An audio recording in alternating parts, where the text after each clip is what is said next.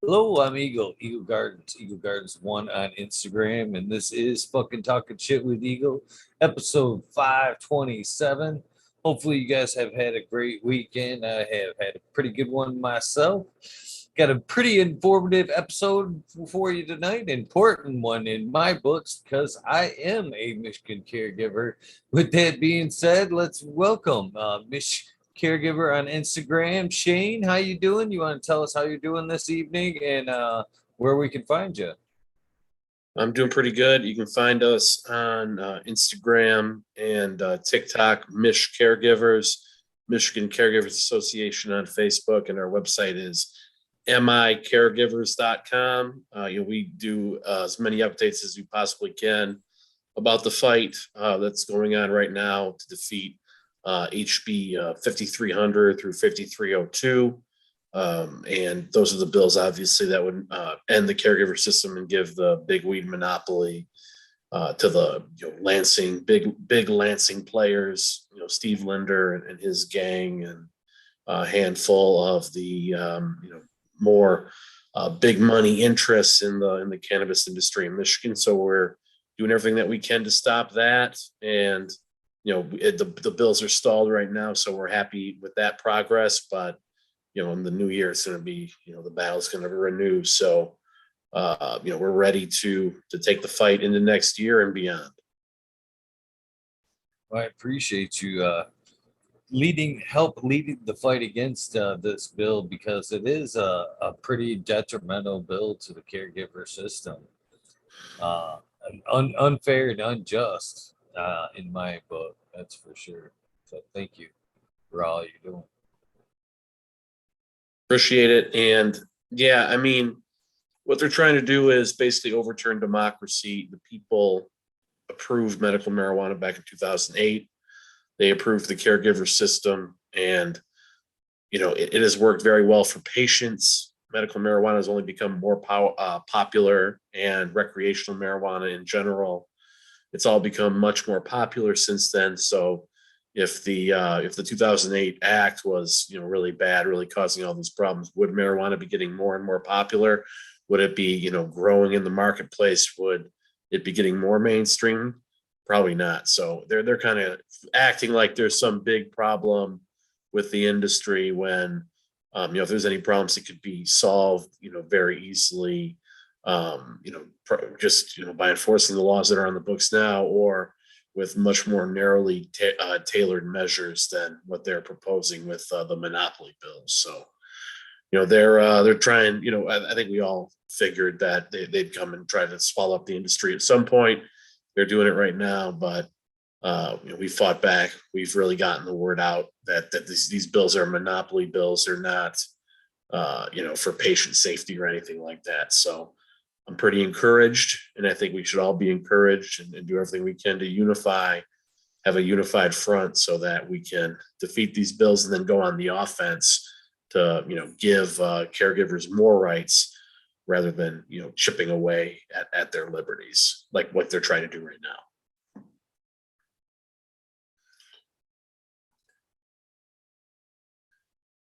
What was the last recall about there? There was one issued last week on some of the big cannabis. Do you know anything about that? Well, I did hear the report that, one of the big cannabis vendors heard that, that's one that ex law enforcement is involved in, that, their marijuana was recalled. This wasn't caregiver marijuana. They said that, the caregiver marijuana is untested and blah, blah, blah, and it's so unsafe, and we're trying to protect patient safety. But then you see that, this weed, that's presumably was tested, presumably was, under the legal regime that they want to put in for the entire state. This weed gets recalled. So it just shows you that what's going to happen when, the supply is curtailed, because when there's less supply, there's going to be a handful of monopolists. They won't have to compete. They know they'll have the market share guaranteed. So what's going to happen? The supply is going to get worse. They're going to be cutting more corners. They're going to be pocketing all the money. So what happened with the recall, is just a sign of things that are to come if the monopoly bills are passed, if they get rid of the caregiver system, because, really it's ultimately, the supply is ultimately tested by the consumer, and the consumers, and of course the patients, love caregiver weed. That and caregiver marijuana is, it's grown by people. The caregivers, take great pride in what they do. And, at the very least, if it's a free and open market, then and caregiver weed is always going to be in high demand. So that's why they have to make these bills to X out all the demand. They want to control the market, and it's hot, not just undemocratic, but it's against free market principles as well. So no Republican or Democrat should support these bills that are active right now in Lansing. But of course, a lot of the more bought off members of both parties do. So, what exactly is their gripe with us this round? I kind of heard a little bit of we're feeding the black market a little bit, supposedly, in their eyes, and is one angle of it. But what exactly is the gripe? What are they trying to say that we're in violation of? Well, I know that, one of the problems that people are saying is that there are, nuisance grows in different communities where, in a neighborhood, there's, a house that's just rigged for nothing but a marijuana grow operation. And there's people coming in and out, and people in the community are angry about that, which is somewhat understandable, but it seems like those sort of problems could be mitigated with, neighborhood associations. It doesn't have to be some big statewide legislative coercive measure. I mean, this can be, perhaps some locality could pass something, or I know there's been some resolutions that have been passed, or ordinances that have been passed at the local level that kept the caregiver system in place, but passed some common sense regulations. So that's a possibility. Neighborhood associations a possibility. But personally, I think that the entire system should just be kept in place as it is. I think that the problems with neighborhood grows or nuisance grows, whatever you want to call it, I think it's highly overblown. I think a lot of the people who are pushing those those concerns either hated marijuana to begin with, don't like that it's legal, so they're pushing it that way, or they're, it's the same concerns. A lot of the same people who pushed prohibition for years, now they're coming back and they're saying, oh, they want all the money themselves. So, a lot of the people who benefited from the pushing lies about marijuana to keep prohibition in place, a lot of those people, now that they've lost, they've kind of lined up at the trough, and they want all that money for themselves, and that they're getting in the marijuana business. Steve Linder, who is the Michigan Cannabis Manufacturers Association executive director, he was a Republican Party establishment, bundler and fundraiser for a great many decades. And of course, as we know, if you're GOP fundraiser of the 1980s, that was when the war on drugs really took off, pushed mainly by Republican politicians. Some Democrats, of course, joined in, but it was Just Say No was a big Reagan thing back then. And so Steve Linder was part of that Republican Party, bringing in money to that Republican Party for so many years, a staunchly prohibitionist party. And then when they lose the drug war, and it's one of the worst public policies in the history of the country, what happens now? Oh, they really care about safety, and they want to take over the industry and pocket all the revenue, and take it away from the people who who were put themselves at risk to push forward a cause that is not just helps the economy, but it's a social justice cause as well. So many people were incarcerated and had their lives destroyed just for growing this plant.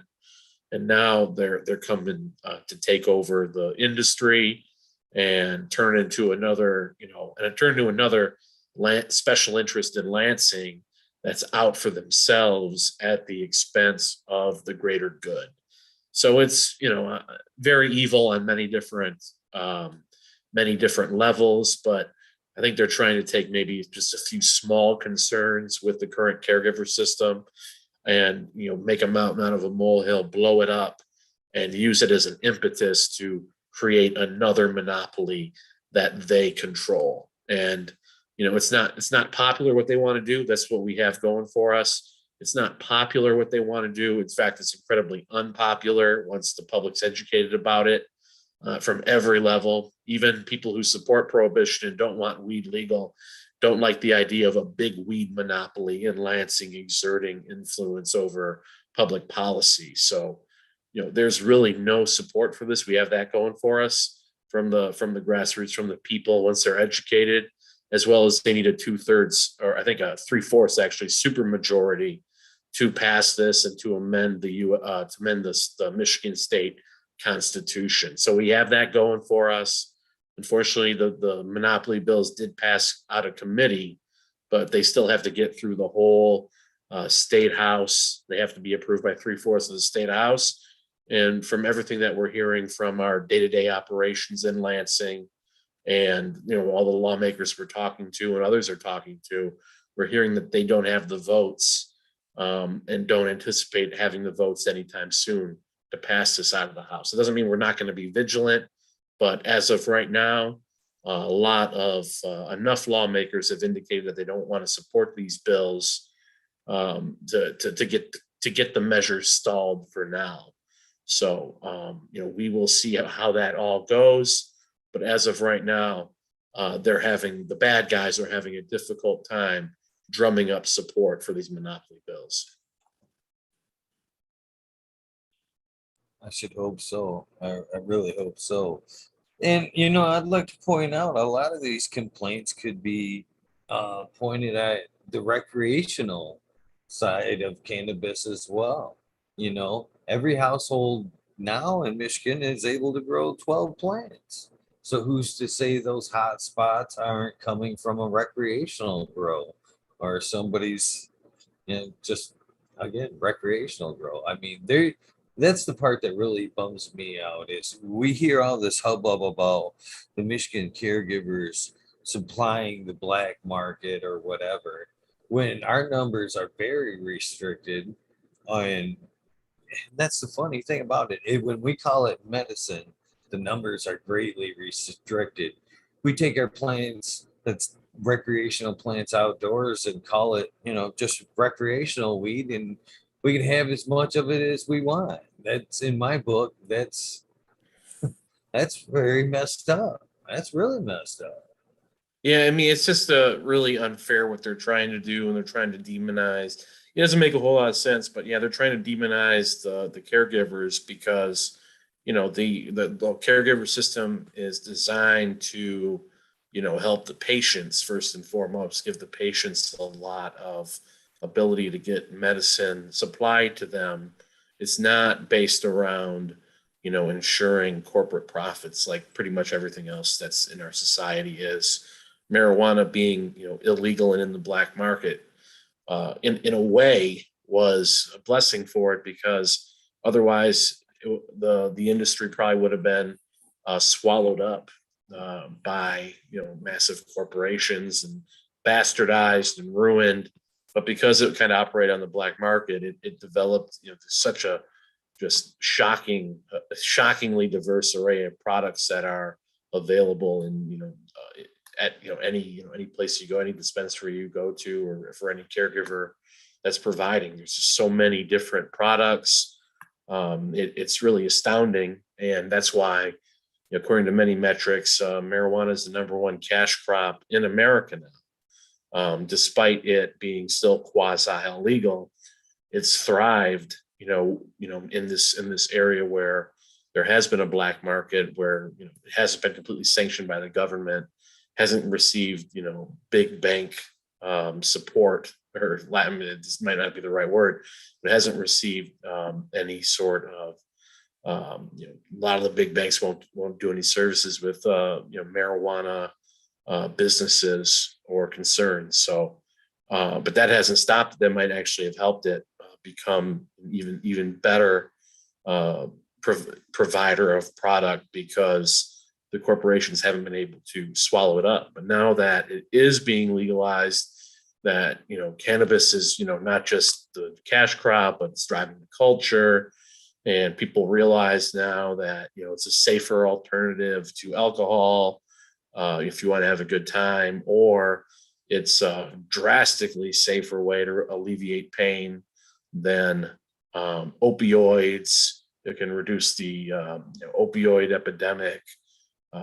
There's so many different ways that this plant benefits society, and we're really just scratching the surface of all the ways that it can. But if the corporations come in and monopolize it now, that's going to be stifled.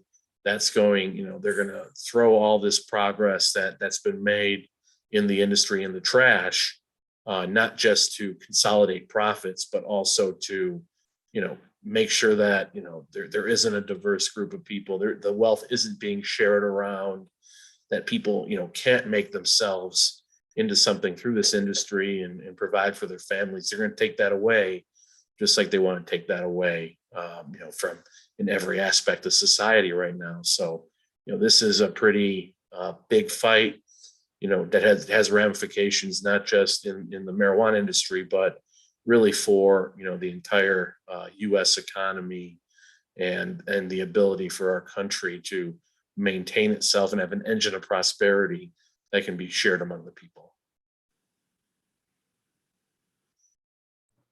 And again, another aspect I think about it is the limiting patients and making patients go on to the market there and pay more out of pocket than they would with a caregiver or just producing the medicine themselves. I give up my patients, don't pay nothing really, for very little. I provide free meds to my patients. That's the way it should be, in my opinion. And the ones that don't get meds from me that are growing for themselves, they've already kind of figured out that the growing or the cultivating side of things is a huge part of the therapeutical medical benefit of it, cannabis. Sure, the using is definitely has medical benefits, but actually the cultivation side of things has a very therapeutical and medical benefit as well. Yeah, I mean, from what I've heard from many different patients and caregivers, is that patients can generally get all the medicine that they need for free. And is it like that in through the big pharma system? Does anyone get their meds for free through that system? I mean, I would say no, and it's very profit driven. These big pharma corporations are raking in billions and billions of dollars, raking in more money than ever before right now, and they're more powerful than ever before right now. And they're putting out different products that are essentially poison and destroying society. And they are not, no one who pushes these things. Look at Purdue Pharma and OxyContin.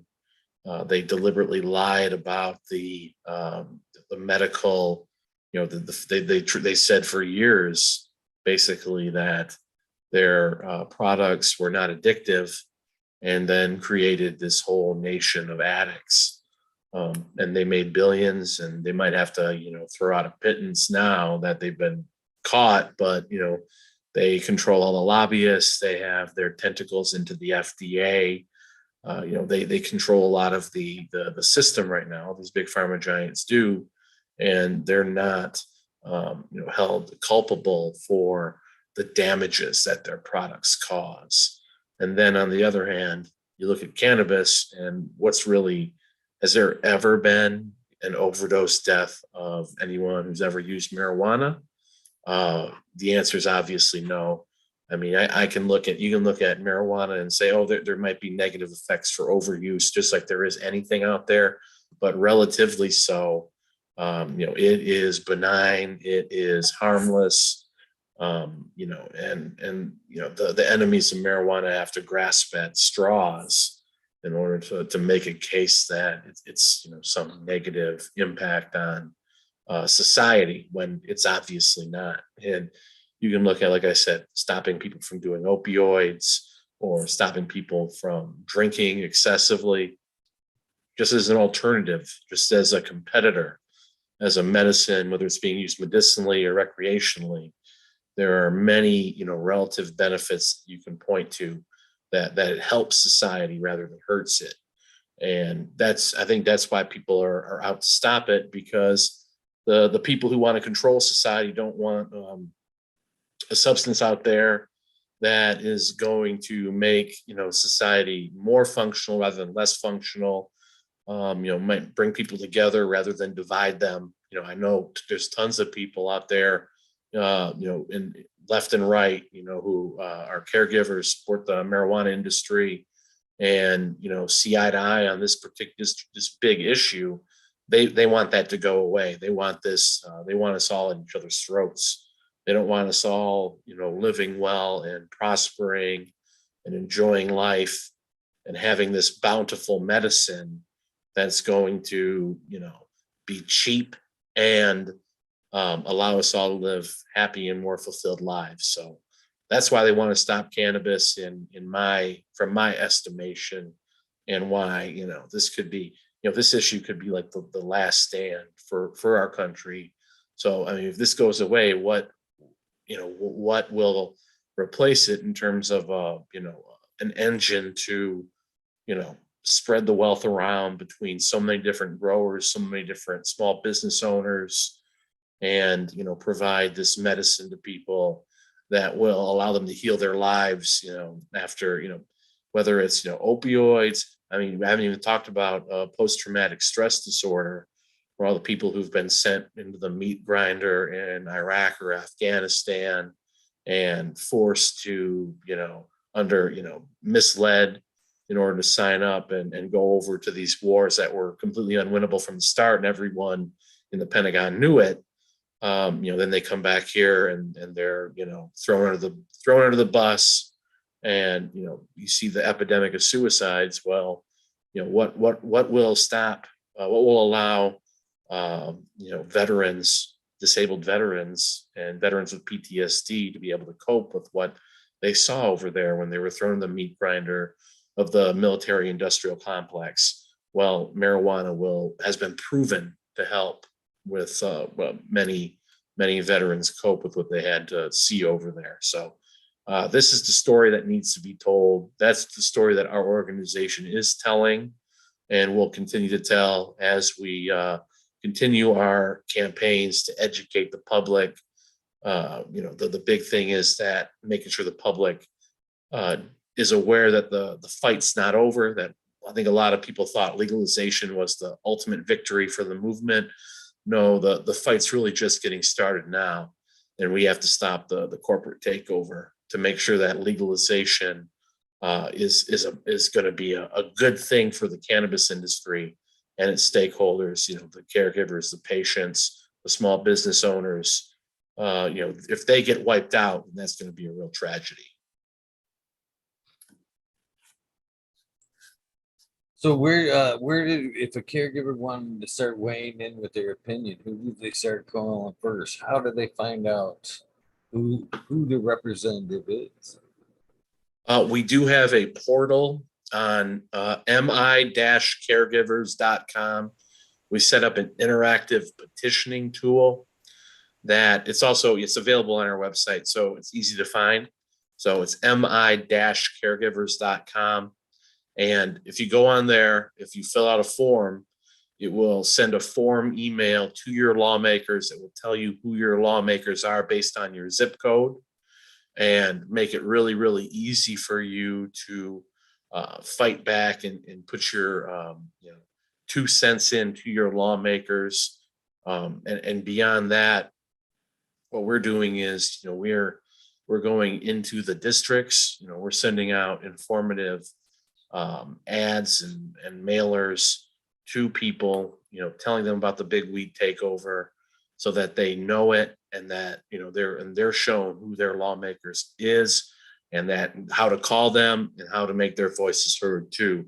So, it's not just, the caregivers need to make their voices heard and exhaust, their network, making sure that everyone in their network, everyone in their community gets the word out. But what we're doing is we're actually reaching out into the broader community so that we can open people's eyes who have, no idea what's going on these various, podcasts for, people who are in the community, or different groups that are tailored at people who are, very dialed into what's going on in the cannabis movement in Michigan.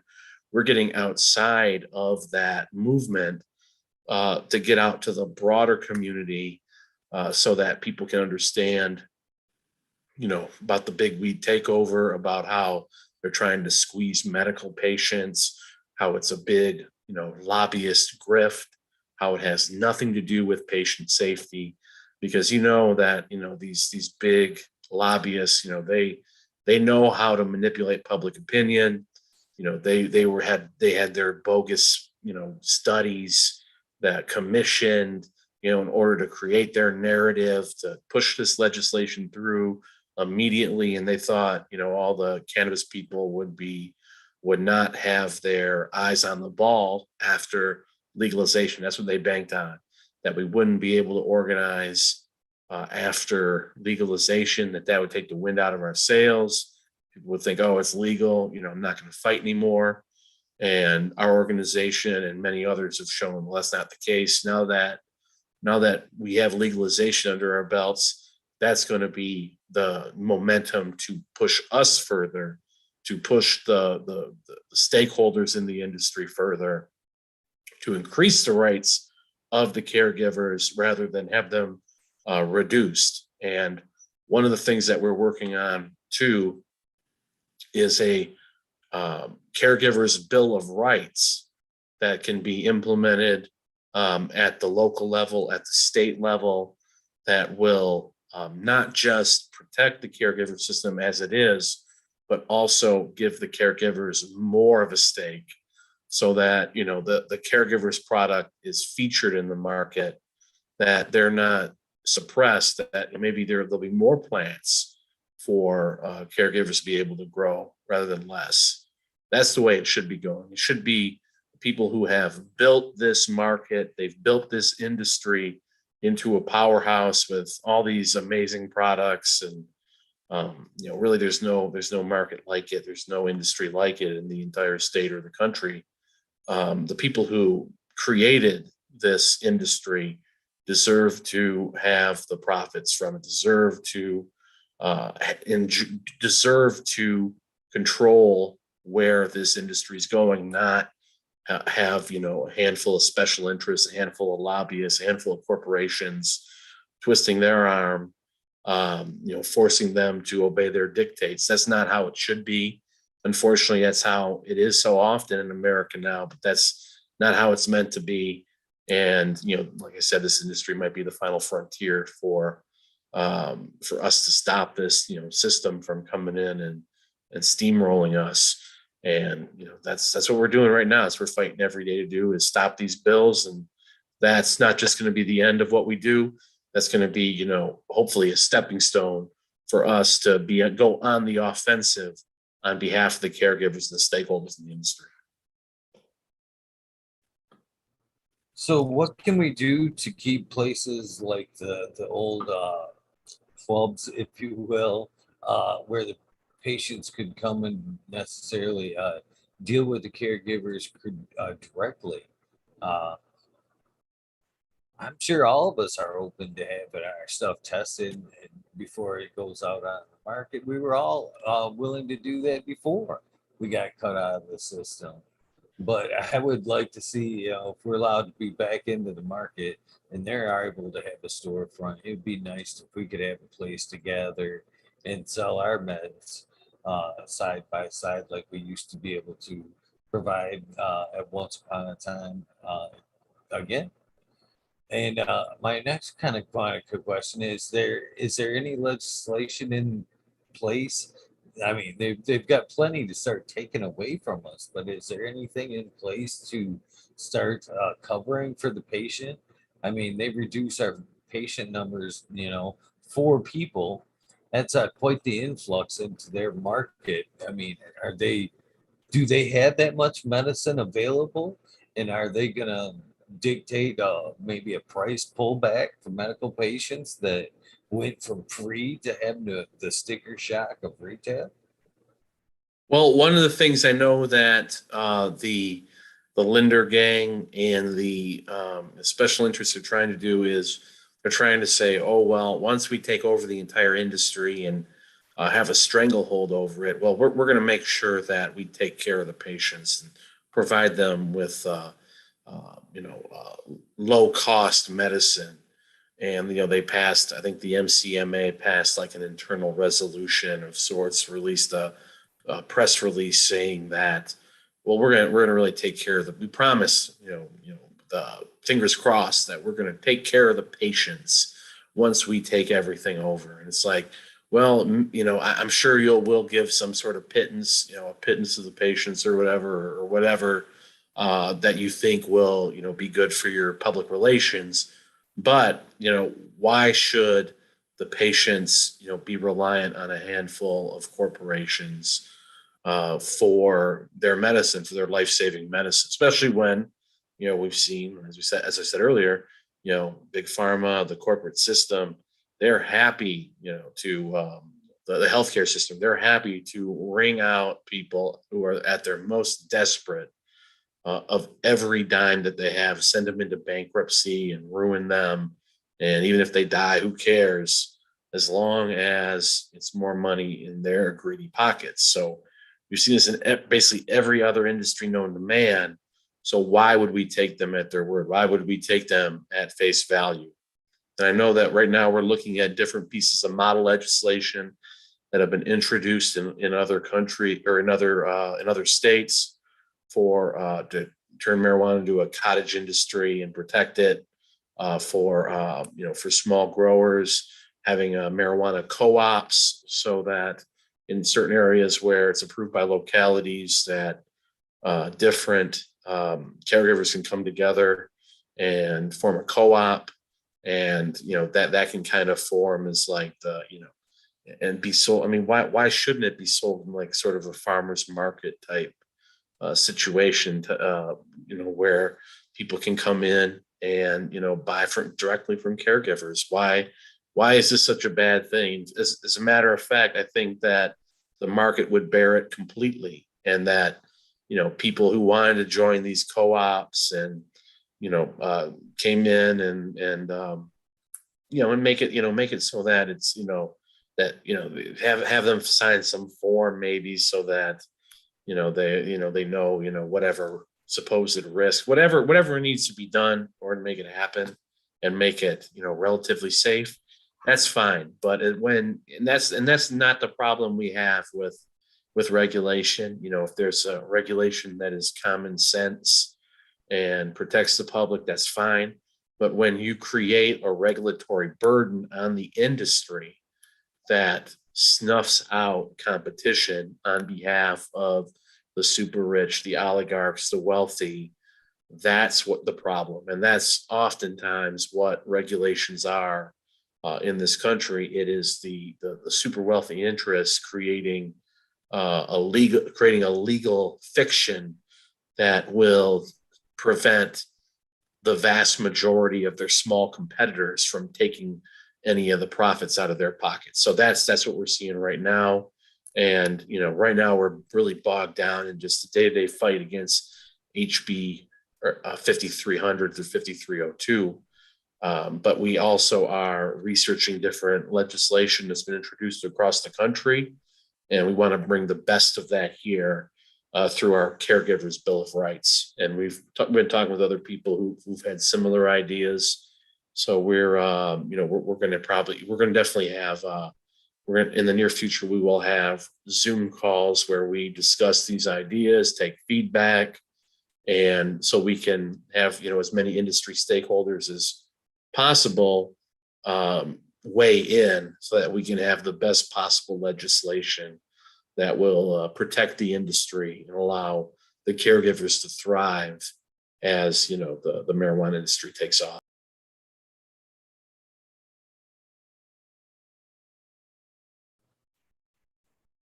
Yeah, that's an awesome thing you got going there. So, what are some of the other things? When is the next date we should be looking out for that they'll be gathering and we should be present or voicing our opinions on? I mean, another state. It's the next time they're gathering for this in particular bill. Oh, okay, I know what you mean. Okay, right now, they're they're trying to muster the votes for it.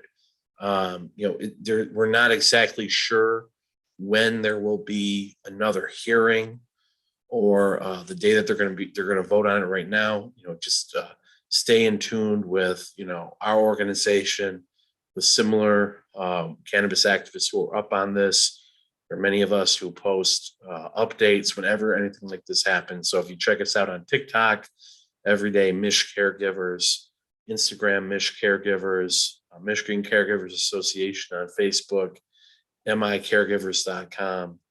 We have updates whenever anything like this happens so that you know of it as soon as we do. And we get those updates out so that you can stay in tune with what's going on.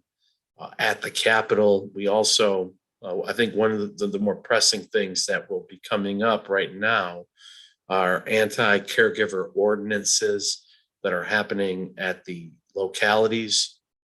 There was a big turnout in Genesee Township, I believe, the other day.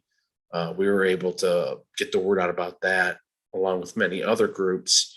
And there were hundreds of people who showed up there, and it looked like the township board was scared off of the super restrictive ordinance that was put into that they wanted to put into effect, that would have basically ended the local compassion club that was there, and some other organizations that were operating in that city. So that was at the if we show up with enough people, if it becomes a big enough issue, and if we and I saw some of the testimony there was very powerful, with the patients talking about how their caregiver gives them free medicine and how it sustains them, and how it saved their lives, it's allowed them to live without extreme pain, all these different things.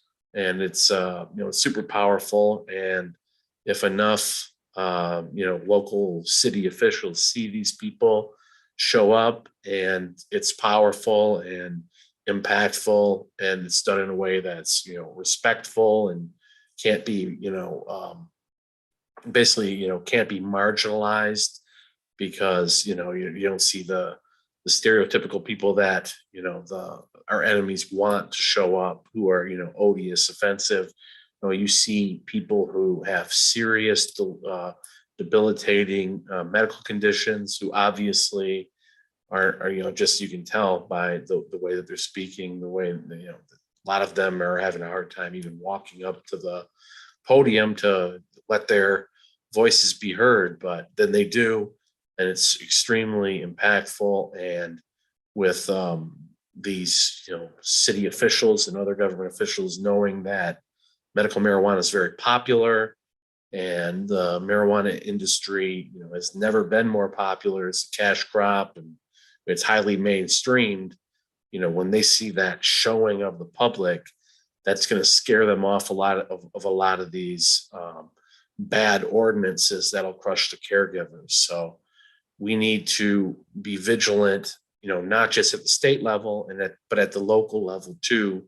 And we're also hearing that there might be some ballot initiatives in the near future that will protect caregivers in different cities. So we will also keep people up to date about that as that effort progresses as well.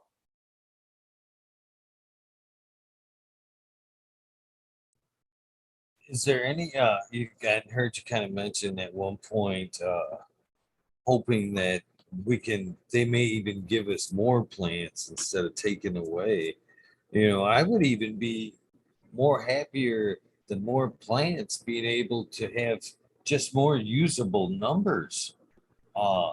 That's again, I kind of touched base on that earlier. Who's to blame with the black market? The caregivers that are trying to do as much as they can for their patients and looking over their shoulder because they are licensed with the state and are in fear of a knock on the door and being inspected, eh, or the recreational guy that doesn't have the license, that has, an endless amount of cannabis. I think that's unfair. I'd rather see the amount of usable cannabis, that number be up, to be honest with you. So it wasn't, I'm a caregiver here, and with all my patients and everything, I'm allotted my 72 plans. And with that kind of number, there's no way if I were to run it all in a single cycle that I could stay in my numbers. I had to come down to a perpetual type of grow just so I could make sure everything is in check. I would rather see our usable numbers be increased before our plant count, to be honest with you. Yeah, I mean, that's, these are all considerations that we want to definitely hear from the community as we develop our caregivers Bill of Rights and figure out what, definitely want to have, a think tank of sorts with as many caregivers as possible to figure out what's the best way we can help the caregivers thrive. So, I'm generally right now just going through model legislation, going through legislation that's been introduced in other states, taking the ideas from, the pro cannabis people who have put up pro cannabis lawmakers who put up bills in other states that they believe would help the caregivers and people who, the little guy, so to speak, have a bigger stake within the industry. So that's what I'm looking at right now. But when before we finalize these legislations and try to and put them up on our website and make and do what we can to make sure they get introduced with a lot of different lawmakers in the Capitol, we're definitely going to take a great deal of input from as many caregivers as want to participate before we finalize that caregivers Bill of Rights that was the kind of the signature of the organization from the start. Then these bills popped up, HB 5300, 5302. So that's taken a lot of our focus. Is just on a day-to-day battle to stop these bills. But the caregivers Bill of Rights is going to be our goal to push that in many legislative sessions to come, and not just get these bills passed, but we realize that it's always going to be a battle. It's always going to be a tug of war.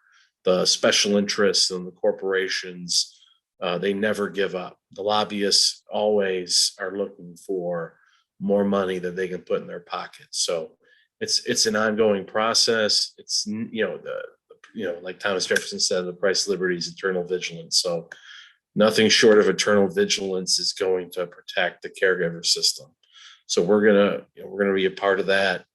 Not just to kill these bills, not just to get the caregivers Bill of Rights enacted, but to have a permanent presence in Lansing to advocate on behalf of the caregivers. And if there's any sort of, ideally, we will build such a powerful organization that no one would even dream of going against the caregivers, because they would be, they'd be horrified of the prospect of the public knowing what they're trying to do and the potential electoral ramifications, getting voted out or losing their jobs, whatever, if they do go against the caregivers. So that's the type of apparatus that's needed If we don't have something like that, then they're always going to be trying to get some bill through that's going to screw us.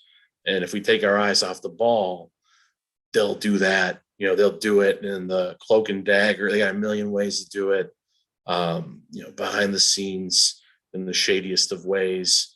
So it's just, it's a constant battle, but it's one that's worth having, because if we lose the caregiver system, that's going to devastate just, thousands of families, thousands of people, and, maybe take away our last avenue to have, kind of a just economy in this country. So it's definitely a fight worth having.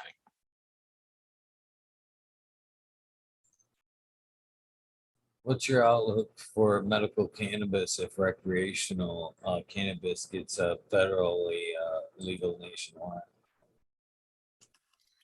Well, I mean, I think it'll probably be, it might be more difficult to, kind of preserve the marijuana industry, for the caregivers, for small businesses, because that will mean that even more, big money firms will want to come in and take control. So, I've always been personally more of an advocate of a decriminalization.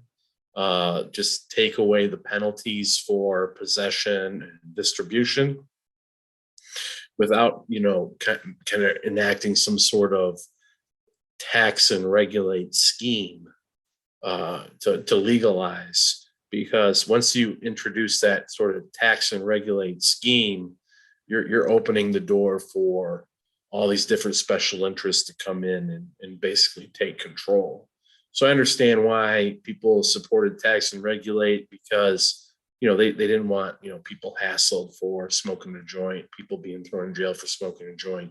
So I completely get it, understand there's a cost benefit analysis to everything, but the problem is the more legalization, that's going to mean that all these corporations are going to think, okay, how do I get my paws into this industry? How do I take it over?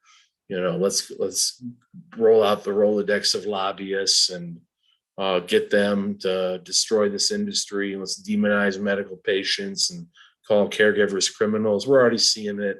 And as legalization becomes, eventually it will be legalized at the federal level. And that's going to mean that even more people, even more, you're going to see corporations that are on the Dow Jones getting into cannabis then. So that'll just mean more lobbyists to fight. And that's kind of, like I said, decrim is probably the way to go if we wanted to stop this. But it's always going to be a battle to fight back against these corporations. But I do think that, if we can beat these bills right now and become, have a permanent presence fighting in Lansing, that'll be the best way that we can fight and stop these villains. No matter what they try to do, no matter what happens, the stronger we are as having a presence in Lansing, and the stronger and the more unified we are, against the guys who are really trying to cripple us, these lobbyists, these special interests, these corporations. That's the only way we can beat it. If we're constantly bickering, constantly infighting, constantly at each other's throats, constantly making accusations towards others. It doesn't just happen in this movement, it happens in every movement that's grassroots oriented. A lot of free thinkers, a lot of people with strong opinions, a lot of egos, people at each other's throats. It's unfortunate, but the more we're at each other's throats, it just helps Steve Linder. It just helps the special interests. They are all about the dollar bill, and they're happy to see us at each other's throats, picking at each other.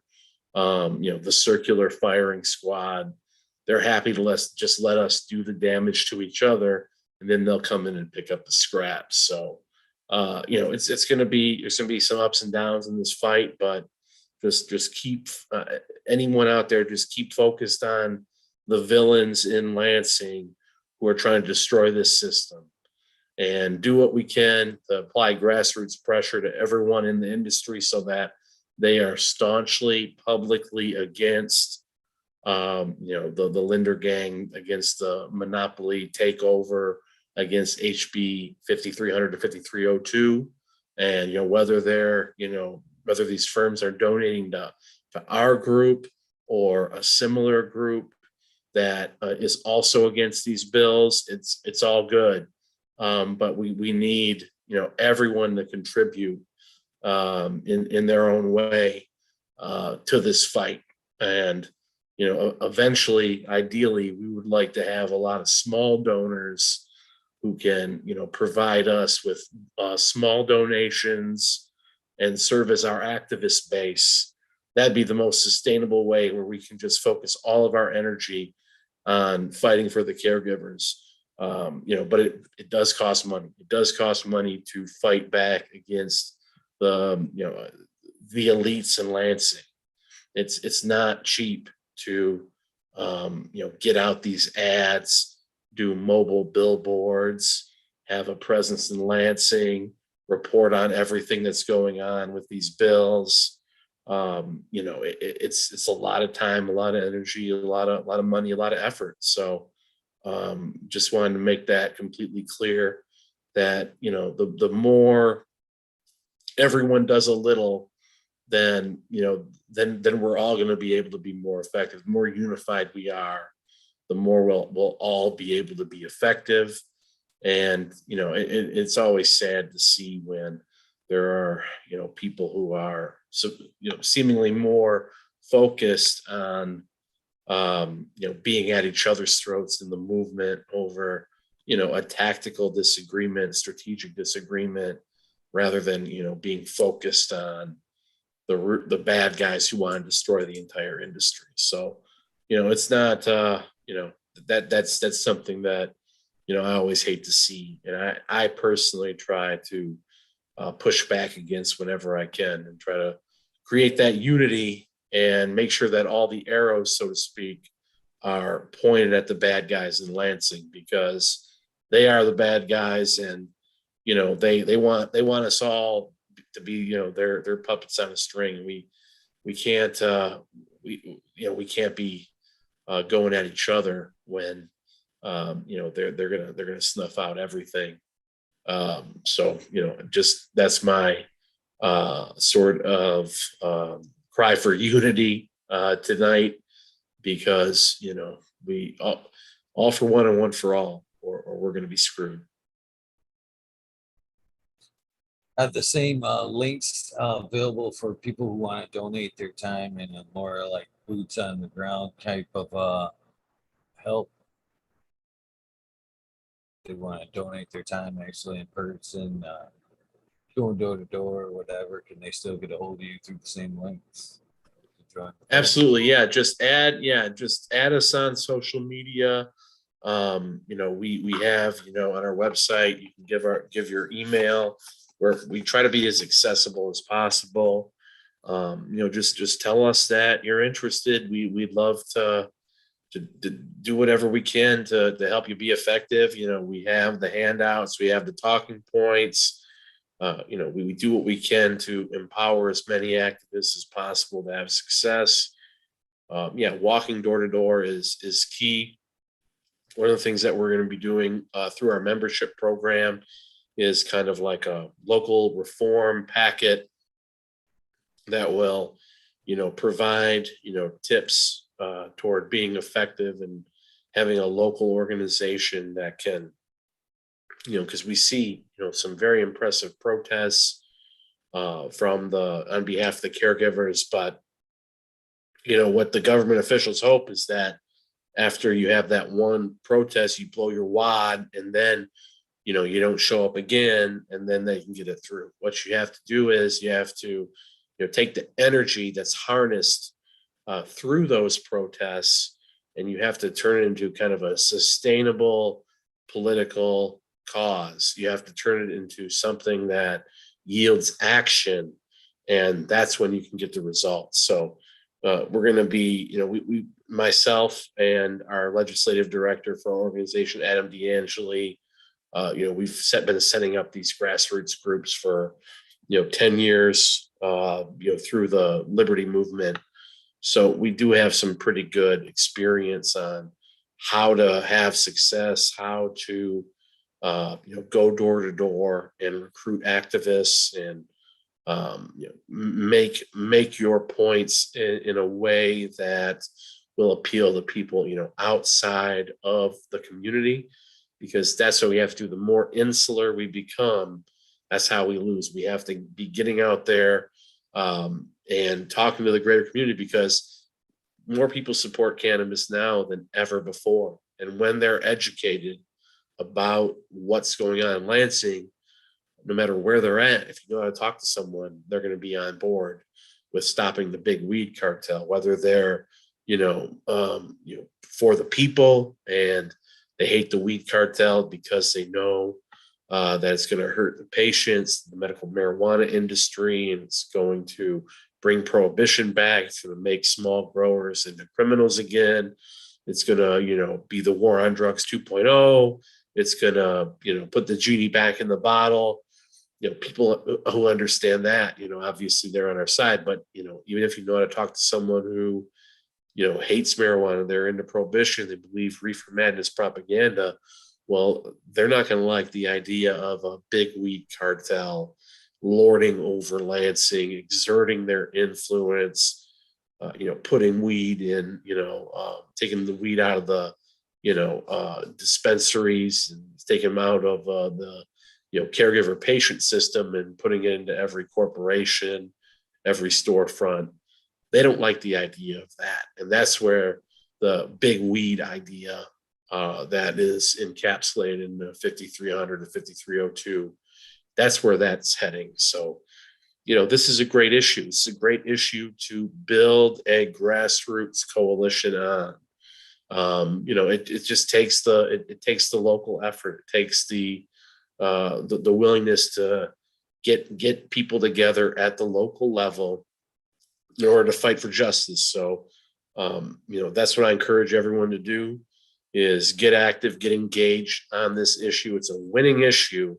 And, there's probably no better cause in the country right now than keeping the cannabis industry for the people and out of the hands of the big corporations. So just follow us on TikTok, MichCaregivers, Instagram, MichCaregivers, Michigan Caregiver Association on Facebook, mccaregivers.com, and you just send us a message and we will get you in the loop on everything that we're doing. And thank you so much for bringing me on tonight, Eagle. I appreciate having you. Well, before we go, I'd like to give you the way we do things around here. I did tell you the time slot was open from 11:30 to 4:20. This is how things work around here. Basically, if the guest doesn't take me to the 4:20 mark, then I close down the spotlight episode, this portion of the show, and I open up what I call the Weed Nerd World. And the Weed Nerd World is open up as to all past guests. So at this point, there's a combination of 527 possibilities of people coming in from around the world. We get people in from UK, Australia, Germany, Canada, you name it. We have people that pop in nightly into the show. And now that you've done this portion of the show, that makes you no different. The Zoom link that I did send you earlier is the same link that we use for that portion of the show. Anytime you guys would like to jump in and participate in the show, you're more than welcome. Monday nights is automatic Weed Nerd World starting at 2 a.m. It's a late one, but most growers are kind of introverted and garden during the third shift hours. So I find it kind of works pretty well. So if you like to, that's the night you can count on for sure. Any other night, it kind of is depending on the guest. I've had a few guests that have taken me to the 420 plus mark before, quite a few times actually. But other than that, it just the guest dictates Weed Nerd World nightly. So I just want to make sure and give you that, extend that invitation to you. And the last thing I'd like to get from you before you go is basically what I call the soundbite. And this will at some point be a commercial for this episode. Basically, what I'm looking for, my version is, hey, this is Eagle, and I'm on fucking talking shit with Eagle, episode 527. As long as it has that much in the body of it, I don't care what you say before or after, as long as it has that in the body, and I am ready anytime you are, sir. All right, I'll go for it right now. I'm Shane Trejo. I'm on episode 527, fucking talking shit with the Eagle. Check out Michigan Caregivers Association and keep fighting for the caregivers. Thank you, sir. Again, for your time. It's the most valuable thing we have. And again, thank you for your time helping us fight our fight and keep our rights as caregivers. That is very important to us all. So, with that being said, have a good night and we hope to talk to you soon. You too, sir. Later. Well, the rest of you guys, I hope to see you a little bit later on tonight in Weed Nerd World. Give me about an hour and then I'll fire it up. For those of you that aren't going to, thank you for your time and I appreciate you guys. Please remember, random acts of kindness do save lives. I'm a living, breathing example of that. Do something nice for somebody. I'll see you guys.